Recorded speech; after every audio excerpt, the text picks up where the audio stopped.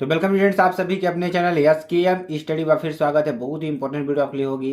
देखेंगे इस वीडियो में हम बात क्या करने वाले हैं। बहुत जोर शोर तरीके से मेरे प्यारे बच्चों आप सभी को जुड़ जाना है और अच्छी तरीके से अपनी तैयारी को कंटिन्यू करके रखना है। और आपके लिए एकदम फाड़ू जो आपका टॉपिक्स है वो टॉपिक्स लाया गया है। बहुत ही इंपॉर्टेंट टॉपिक आपके लिए होगा। इसमें देखिए हम पढ़ने क्या वाले हैं, कक्षा 12 सब्जेक्ट रसायन विज्ञान को पढ़ने वाले हैं। कोलेराउस एवं फैराडे के नियम इसमें आपको हम पढ़ाएंगे और बहुत ही इंपॉर्टेंट तरीके से आपको हम पढ़ाएंगे। देखिए इसमें क्या क्या चीज़ें हैं उसको आपको डिटेल में समझाएंगे और आपको अगर लास्ट तक जुड़े रहना है, लास्ट तक जुड़े रहेंगे तभी आपको समझ में आएगा, अन्यथा समझ में नहीं आएगा। ठीक है, तो चलिए हम आपको स्टार्ट करते हैं और बताते हैं पहला क्या है हमारा। इसमें देखिए हम पढ़ने के वाले हैं कक्षा 12 सब्जेक्ट रसायन विज्ञान कोलेराउस एवं फैराडे के नियम, यानी कोलेराउस और फैराडे के जो आपके नियम हैं उनके नियमों को पढ़ने वाले हैं और आपको हमारे साथ जुड़ जाना है। ठीक है, चलिए पहला नियम हम क्या पढ़ेंगे, कोलेराउस का नियम पढ़ेंगे। और जितने लोग इसका पीडीएफ चाहते हैं, पीडीएफ आपको मिल जाएगी एसकेएम स्टडी के टेलीग्राम चैनल और skmstudyclasses.com वेबसाइट पर आपको इसकी पीडीएफ मिल जाएगी। तो मेरे प्यारे बच्चों आपको क्या करना है, जैसे चैनल को शेयर करना, लाइक कमेंट सब्सक्राइब करना है। ठीक है, चलिए इसमें देखते हैं पहला क्या हमारा कोलेराउस का नियम। कोलेराउस का नियम क्या होता है उसके बारे में चर्चा करेंगे। तो यहाँ पे देखेंगे क्या है, इस नियम के अनुसार क्या है, अनंत तनुता। अनंत तनुता मतलब क्या होता है कि जो उसकी तनुता है अनंत हो। अनंत का मतलब कि उसकी तनुता कितनी भी कर दी जाए वहाँ खत्म नहीं होने वाली, उसकी तनुता क्या है, अनंत हो जाए। ठीक है, तो अनंत तनुता जब वियोजन पूर्ण होता है, अनंत तनुता पर यहाँ पे आप कर सकते हैं। ठीक है, अनंत तनुता पर कर सकते हैं।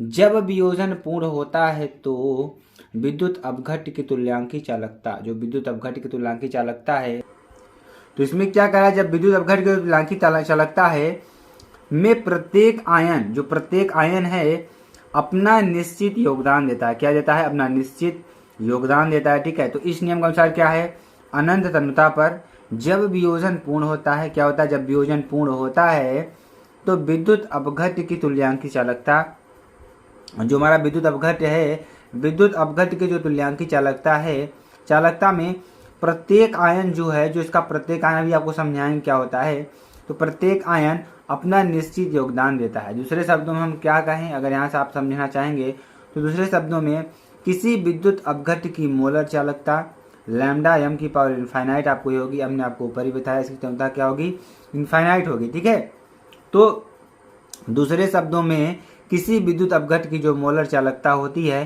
अनंत तनुता पर, अगर इसकी तनुता क्या रखें, अनंत रखें, तो क्या होती है, अनंत तनुता पर क्या होती है, विद्युत अपघट्यों द्वारा दिए जाने वाले, जो विद्युत अपघट्य हैं उसके द्वारा जो दिया जाने वाला धन आयन है तथा ऋण आयन है कि आयनिक चालकताओं का योग होती है। क्या होती है, जो हमारी मोलर चालकता होती है उस विद्युत अपघट्य में उत्पन्न हुए धन आयन और ऋण आयन का क्या होता है, उनकी चालकताओं का योग होता है। जैसे आपको समझ में आ रहा है, जैसे हम NaCl का अगर हम वियोजन करें मेरे प्यारे बच्चों, अगर वियोजन करते हैं तो क्या बनता है, Na+ बनेगा और Cl- बनेगा। ठीक है, अब इसका वियोजन करेंगे तो Na+ बनेगा और Cl- बनेगा। तो ये चीज बन रही है। और उसी चीज हमने क्या कहा कि जो इसकी मोलर चालकता है लैम्डा m पावर इनफाइनाइट, ये क्या है, लैम्डा Na+ और लैम्डा Cl- के क्या होगा, बराबर होगा। तो ये चीज़ आपको समझ में आ रही होगी, बहुत ही इंपॉर्टेंट है। तो ठीक है, तो ऐसी चीज़ों को समझना आपके लिए बहुत ही इंपॉर्टेंट है मेरे प्यारे बच्चों। ठीक है, चलिए आगे आपको बताते हैं और आपको समझाने का प्रयास करते हैं। ठीक है, चलिए अगला देखेंगे, फैराडे के विद्युत अपघटन के नियम को पढ़ेंगे। बहुत ही शानदार टॉपिक होगा, very very most important topic होगा आपके लिए, क्योंकि इस टॉपिक से रिलेटेड आपके क्वेश्चन बनते हैं, एग्जाम में आते हैं। तो मेरे प्यारे बच्चों आपको अच्छी तरीके से जुड़ जाना है और अच्छी तरीके से समझते चलना है। ठीक है, देखेंगे इसमें क्या पढ़ने वाले हैं, फैराडे के विद्युत अपघटन के नियम को पढ़ेंगे और फैराडेस लॉ ऑफ इलेक्ट्रोलाइसिस, इसका इंग्लिश भी आप लोग समझ लीजिए। तो हम क्या पढ़ने वाले हैं, फैराडे के विद्युत अपघटन के नियम को पढ़ेंगे। क्या पढ़ेंगे, फैराडे के विद्युत अपघटन के नियम के पढ़ेंगे और अच्छी तरीके से आपको समझाने वाले हैं। ठीक है, तो इलेक्ट्रोडों पर मुक्त उत्पादों को, मान लीजिए कोई हमारा इलेक्ट्रोड का मतलब क्या है कि जिससे हम क्या करते हैं, किसी विद्युत अपघट्य में क्या करते हैं, करंट को फ्लो कराने का कार्य करते हैं, जिसके द्वारा ठीक है। जैसे मान लीजिए ये हमारा क्या है, कोई इलेक्ट्रोड है, इलेक्ट्रोड डुबोया गया है विलयन में, इसके द्वारा हम क्या कर रहे हैं, करंट को प्रवाहित कर रहे हैं, तो हमारा क्या होगा, इलेक्ट्रोड होगा, ठीक है। तो इलेक्ट्रोड पर मुक्त उत्पादों को मात्रा तथा प्रवाहित विद्युत धारा की मात्रा, ठीक है, उत्पादों की मात्रा यहाँ पे की कर लीजिए, ठीक है। तो उत्पादों की मात्रा तथा प्रवाहित विद्युत धारा की मात्रा के मध्य संबंध की व्याख्या करने के लिए किसके बीच, उत्पादों की मात्रा और प्रवाहित विद्युत धारा के मात्रा के मध्य संबंध की व्याख्या करने के लिए फैराडे ने 2 नियमों का प्रतिपादन किया। तो इसके लिए उन्होंने क्या किया, 2 नियमों का प्रतिपादन किया, ठीक है। इन्हें फैराडे का विद्युत अपघटन के नियम कहा जाता है। अब चलिए देखते हैं इस नियम में क्या क्या है, उसके बारे में जानते हैं और अच्छी तरीके से आपको हम बताने का प्रयास करेंगे, ठीक है। तो यहाँ पे आप देखेंगे पहला क्या है हमारा क्या है, फैराडे का विद्युत अपघटन का प्रथम नियम। क्या है हमारा, फैराडे का विद्युत अपघटन का प्रथम नियम। इस नियम को निम्न प्रकार से व्यक्त किया जा सकता है।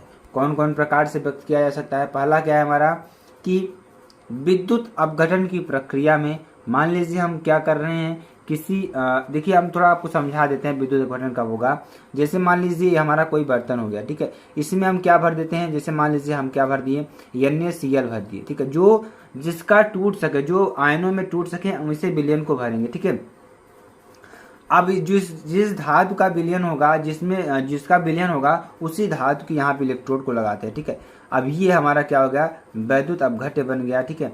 अब इसमें अगर हम करंट फ्लो करते हैं, यानी एक प्लस होगा एक माइनस होगा, ठीक है, तो ये मान लीजिए प्लस ये माइनस हो गया, ठीक है। तो ये हमारा क्या बन गया, इलेक्ट्रोड बन गया या विद्युत अपघटन बन गया। तो चलिए इसके द्वारा समझाते हैं आपको क्या है कि फैराडे के विद्युत अपघटन का प्रथम नियम, इस नियम को निम्न प्रकार से व्यक्त किया जा सकता है। विद्युत अपघटन की प्रक्रिया में, किसमें, विद्युत अपघटन की प्रक्रिया में किसी इलेक्ट्रोड विशेष मुक्त, जिसमें क्या है, अथवा एकत्रित पदार्थ का द्रव्यमान, जो पदार्थ का द्रव्यमान है, विलयन में प्रवाहित की गई, किसमें, विलयन में प्रवाहित की गई विद्युत की मात्रा, जो विद्युत की मात्रा है, कुल आवेश के क्या होता है, समानुपाती होता है। क्या होता है, समानुपाती होता है। यदि विलयन में विद्युत आवेश के क्यू कूलाम को प्रवाहित करने पर, क्या करने पर, आवेश के क्यू कूलाम को प्रवाहित करने पर किसी इलेक्ट्रोड पर क्या हो रहा है कि किसी इलेक्ट्रोड पर एक पदार्थ W ग्राम मुक्त होता है। एक पदार्थ क्या करता है, W ग्राम मुक्त करता है। तो फैराडे के प्रथम नियम के अनुसार, किसके अनुसार, फैराडे के प्रथम नियम के अनुसार क्या होगा, W is directly proportional to, क्या हो जाएगा, W is directly proportional to Q के बराबर हो जाएगा, ठीक है। तो पदार्थ की मात्रा किसके बराबर हो जाएगी, आवेश के अनुक्रमानुपाती हो जाएगी। यहाँ पे आप देखेंगे Q बराबर क्या होता है, IT, क्या बराबर, Q बराबर IT हो जाएगा।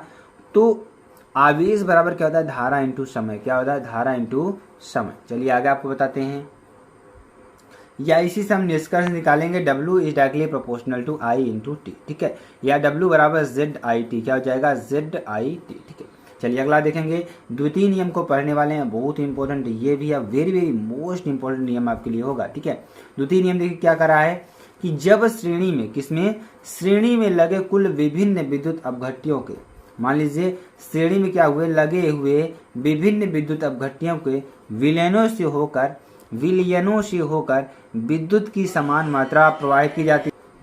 अब देखिए द्वितीय नियम क्या होता है, द्वितीय नियम के बारे में समझेंगे, बहुत ही इंपॉर्टेंट है ये। हमने आपको क्या बताया इसमें कि जब श्रेणी में लगे हुए विभिन्न विद्युत अपघट्यों के विलयनों से होकर विद्युत की समान मात्रा प्रवाहित की जाती है, तो इलेक्ट्रोड पर एकत्रित विभिन्न पदार्थों की मात्राएं, किस पर, इलेक्ट्रोड पर एकत्रित विभिन्न पदार्थों की मात्राएं उनके रासायनिक तुल्यांक के समानुपाती होती, क्या होती है, उनके रासायनिक तुल्यांक के क्या होती है, समानुपाती हो। चलिए इसको थोड़ा समझते हैं और आपको अच्छी तरीके से समझाते हैं। जैसे मान लीजिए आपको 3 विद्युत अपघट्य दिख रहे हैं, पहला क्या है, तनु H2SO4, दूसरा CuSO4 विलयन, तीसरा हमारा क्या है, पहला हमारा तनु H2SO4, दूसरा CuSO4 विलयन, तीसरा क्या है, AgNO3 है, ठीक है। अब यहाँ पे आप देखेंगे तो यहाँ से हमने क्या कर दिया, एक विद्युत स्रोत लगा दिया, क्या लगा दिया, विद्युत स्रोत को लगा दिया, ठीक है। अब देखेंगे W is directly proportional to E, जो हमारा भार है उसके तुल्यांक के अनुपाती है, या यन अपान ई इज इक्वल टू स्थिरांक क्या है, यन अपान ई इज इक्वल टू क्या है, स्थिरांक होगा।